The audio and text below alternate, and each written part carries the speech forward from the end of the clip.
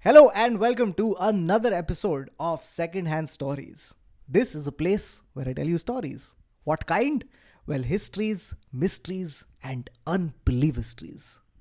Today's story is a mystery, but at the end, it also becomes a comedy. You will find out. So here's how it goes.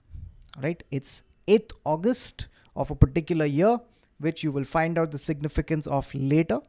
But I want you to imagine that you're boarding a train. The train is from Salem Junction to Chennai Egmore Station. It's the Salem Chennai Express train. And you're boarding it in the night because it's an overnight train that covers the 352-kilometer journey in about 8 hours.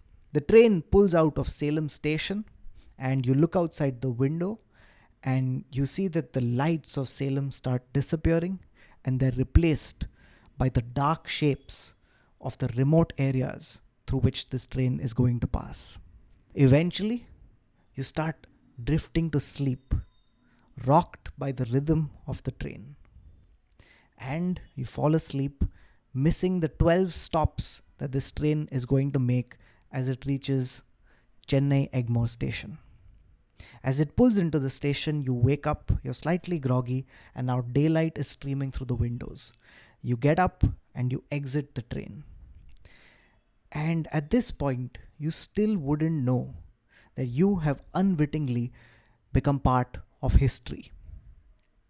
Because by being on the Salem Chennai Express train this particular day, you were part of a train that was going to be looted as part of India's biggest train robbery. This is the story. So, the Salem Chennai Express train is a passenger train, and on this particular day, two bogies had been reserved for the Reserve Bank of India.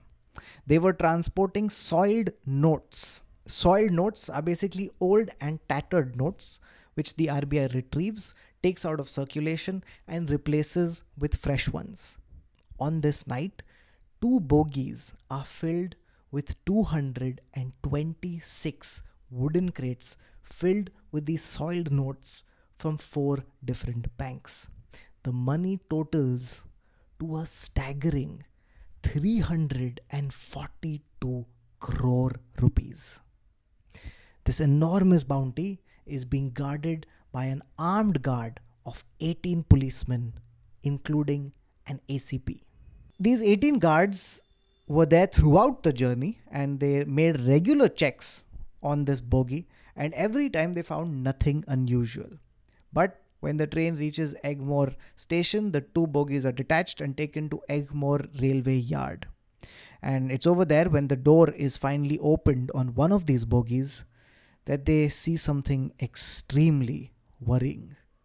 Sunlight is streaming into this bogie, and it's coming from a 2 by 2 feet hole that has been cut into the roof of this bogie. The wooden crates have been broken and notes lie scattered all over the floor. The stomachs of the policemen must have dropped as they saw this sight, because slowly the realization hits them. They have been robbed. Quickly, they calculate how much money has been taken, and they find out that the amount that has been stolen totals to 5.78 crores. It is easily the biggest train robbery in the history of this country. So, immediately, a frantic investigation is launched. Ever increasing police forces get involved. It starts with the railway police, goes to the local police, and eventually finds its way onto the desk of the CBCID. An investigation follows, which is thorough and extensive. 2,000 people are interrogated. The CCTV footage of every station is combed through, frame by frame. The cops start staking out every station where this train passed through, hoping that they could make a breakthrough. But none is forthcoming. The cops note two things. One, that the robbers accessed the money through the roof, and second, that the money was taken. Beyond that, they have nothing else. So eventually, they decide to ask for external help. Through the government, they get in touch with the National Aeronautics and Space Administration, better known as NASA. Through NASA, they are able to get satellite images of the train on this particular night of 8th August. Through these satellite images, they are able to narrow down that this robbery took place between the stations of Chinnasalem and Virudhachalam. Having known this information, the cops now move to the second mode of detection. The CBCID now access cellular tower data. And from that, they basically get a list of numbers that were active in the area during when the robbery took place. Thousands and thousands of numbers come up. And it's a daunting task to sort this data out, to find the few numbers that belong to the people responsible for this act. But by meticulously going through this data, they are able to find a few numbers that have a striking similarity. They find a few numbers that are all from Madhya Pradesh. And what's more suspicious, all of them switched off at the same time. So through this information, they're able to narrow down who's responsible. They land up in Madhya Pradesh and are able to apprehend some of these criminals. And through that, they finally find out how this heist was done. The mastermind of this heist was a man called Mohar Singh. He was from a place called the Guna district in Madhya Pradesh, and he was part of a gang. He was in fact their ringleader. Now this gang was extremely dangerous. These were violent men. They were career criminals who had committed a litany of crimes all across this country. The crimes they had committed were of all sorts. They had everything from armed robbery to theft to multiple counts of murder. These people were dangerous men and they were wanted by the police. The cops were closing in on them, which is why these men were constantly on the move. They had gone from state to state, moving southwards, eventually landing up in Tamil Nadu.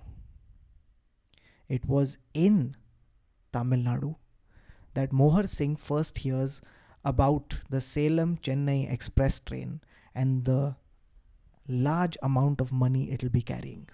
Now, cops speculate that these men had inside information. There was someone who was supplying them the where, the when, and the how of this money transport. This person could have belonged to the bank, to the railways, or to the security forces. But in any case, they had detailed information about the transfer of this money. The men then decide to start wrecking the route and the train itself. So to do this, they board the train and they travel on it for 8 days straight, looking for any details that they could exploit. And pretty soon, they found some. The first thing they realized was that this train had one oddity. When it would leave from Salem, there were no electrified high tension wires. So this train was being pulled by an old school diesel engine. This would continue till the station of Virudhachalam, where the engine would be replaced by an electric engine. And that's when high tension electrical wires would start and the rest of the journey was electrified. Now the robbers realized that if they had to cut a hole through the roof and reach the money, they would have to do it before Virudhachalam, because to do it afterwards would mean encountering the high tension electrical wires, which basically coursed with 25,000 volts of electricity. To touch them would make you a Kentucky Fried robber. They decide they have to do it before Virudhachalam. Now, where do you do it? So they chose to do it between the stretch of Chinnasalem and Virudhachalam, because this stretch was particularly interesting. This stretch was where the train went non-stop without a halt for 45 minutes, which was enough to break in and out. And that's how, on 8th August of this particular year, 5 men boarded this train from Chinnasalem station, and under the cover of the night, they made their way onto the roof. Now, put yourself in their shoes and imagine the task that lay ahead of them. They have climbed onto the roof of a train in darkness. The wind is whipping into their face, doing its best to flutter them off this train. And they're slowly making their way to the bogie where all this cash is stashed. It's slow progress, but you have to make it sooner than later, because in 45 minutes, this window of opportunity is going to close forever. These men somehow make it to that bogie, and using manual and battery operated cutters, they're able to make this 2 by 2 feet hole in the roof. They push it down, and then 2 men descend into the dark bogie. Now you can imagine their predicament. Their hearts must be racing. They're finally in the bogie, having braved all of this. The money is all around them, and one door away are 18 guards armed to the teeth. These guys bust open the wooden crates, scoop up as much money. This money is wrapped in lungis. 6 lungis are packed with money and then sent up. The men on the roof gather up the money and then they wait. As the train reaches this curved section of the track, which passes near an overbridge, that's the place they're waiting for, because they've chosen this spot for their accomplices to be hidden. They throw the money off the train and their accomplices scoop it up. Then as the train reaches Virudachalam, it starts slowing down, giving the men on the roof the opportunity to jump off and flee into the night. In 45 minutes, these men have become 5.78 crore richer. And within 2 years, they would be caught. And here is the kicker. When the men took this money and threw it off the train, they eventually collected it, hired a van, and took all of this to Madhya Pradesh. There, they eventually used some of the money to buy up property.